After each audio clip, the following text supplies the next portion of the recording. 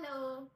Oven വാങ്ങിക്കാൻ വരുന്ന പലർക്കും ഉള്ള സംശയമാണ് നമ്മുടെ ആവശ്യത്തിനനുസരിച്ചുള്ള ഓവൻ ഏത് വാങ്ങിക്കും എന്നുള്ളത്. ഓവൻ മൂന്ന് തരത്തിലാണുള്ളത്: solo, OTG, convection type.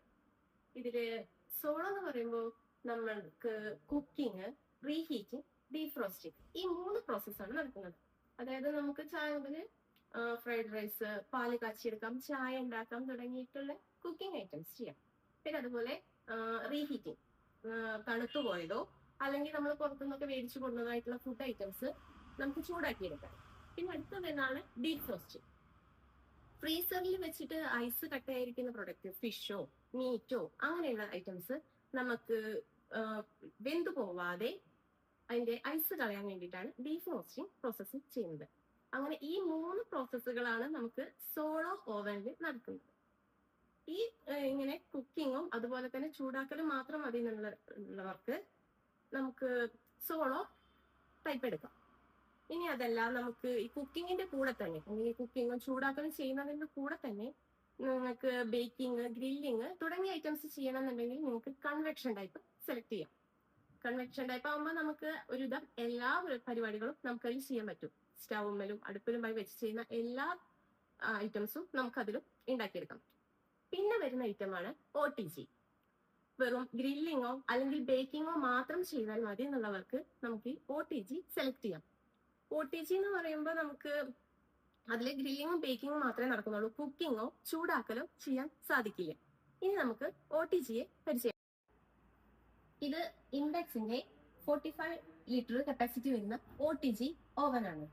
Home ബേക്കേഴ്സിനൊക്കെ വളരെയധികം ഹെൽപ്ഫുൾ ആവുന്ന ഒരു പ്രൊഡക്റ്റ് തന്നെയാണ് OTG.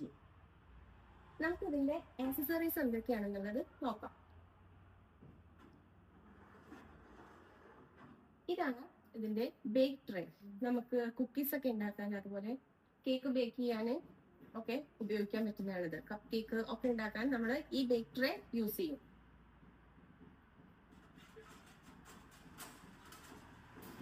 ഇത് ട്രേ ഹാൻഡിലാണ്. നമുക്ക് ആ ബേക്ക് ട്രേ ഹാൻഡിൽ ചെയ്ത് എടുക്കാൻ വേണ്ടിയിട്ടാണ് ഇത് നമ്മൾ യൂസ് ചെയ്യുന്നത്. പിന്നെ വരുന്ന ഐറ്റമാണ് റൊട്ടിസറി. നമുക്ക് ചിക്കനൊക്കെ ഇതാക്കാൻ വേണ്ടിയിട്ടാണ് ഈ ഐറ്റം നമ്മൾ ഉപയോഗിക്കുന്നത്. ഇതിന്റെ ഹാൻഡിലാണ് ഇതാണ് റൊട്ടിസറി ഹാൻഡിൽ. ഇത് യൂസ് ചെയ്തിട്ടാണ് നമ്മൾ ഈ റൊട്ടിസറി നമ്മൾ ഇതിലേക്ക് വെക്കുന്നതും എടുക്കുന്നതും ഈ ഹാൻഡിൽ യൂസ് ചെയ്തിട്ടാണ്. പിന്നെ വരുന്ന ഐറ്റമാണ് വയേർഡ് റാക്ക്.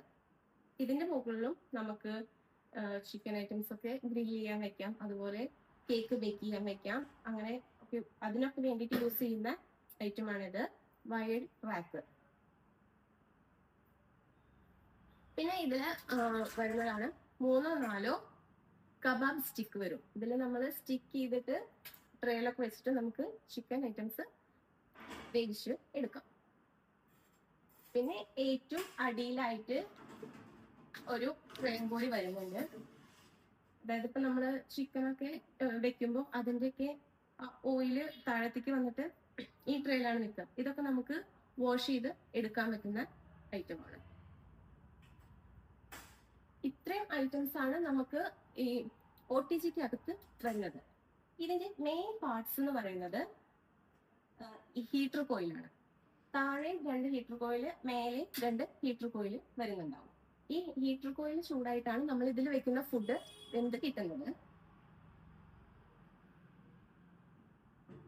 ഇനി നമുക്ക് ഇതിന്റെ ഫങ്ഷൻ കീകൾ നോക്കാം.